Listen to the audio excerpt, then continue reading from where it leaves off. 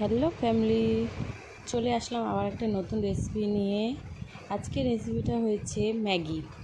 আমি এখানে নিয়ে নিয়েছি 4টে ম্যাগিটারে ভালো করে সিদ্ধ করে নেব আগে। তারপরে আমি নিয়ে নিয়েছি এটা কড়াইয়ের মধ্যে দিয়ে দিল অল্প তেলটা হালকা গরম হয়ে যাবার পরে দিয়ে দেবো ওর মধ্যে পেঁয়াজ কুচি। পেঁয়াজটা আমি 4টে পেঁয়াজ নিয়েছি।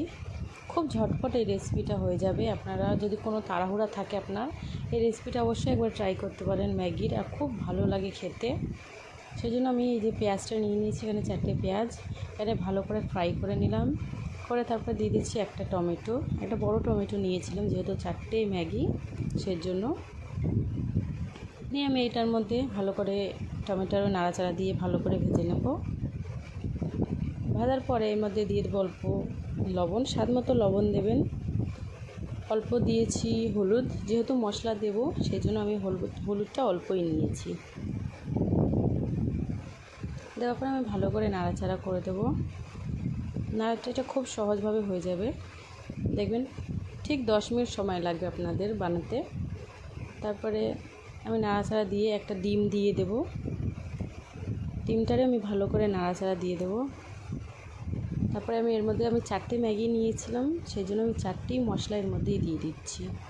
আমার এই রেসিপিটা আপনাদের কেমন লেগেছে অবশ্যই আমার কমেন্টে জানাবেন।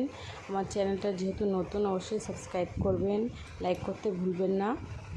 দেখতে দেখতে অনেকটা রান্না আমার এগিয়ে গেল। তারপরে আমি মশলাটা দিয়ে দিচ্ছি। সবগুলো মশলা আমার দেওয়া হয়ে গেছে। একটু হালকা হাত দিয়ে নাড়াচাড়া দিয়ে দিচ্ছি।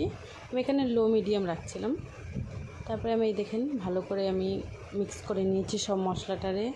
2 মিনিট আমি ভালো করে ভেজে নিয়েছিলাম। তারপরে এর মধ্যে দিয়ে দিয়েছি ম্যাগি দেওয়ার পরে আপনারা এখানে 2 থেকে 3 মিনিট নাড়াচাড়া দেবেন। দেখেন এখানে আপনাদের সাথে কথা বলতে বলতে আমার পুরো ম্যাগি রেডি হয়ে গেছে।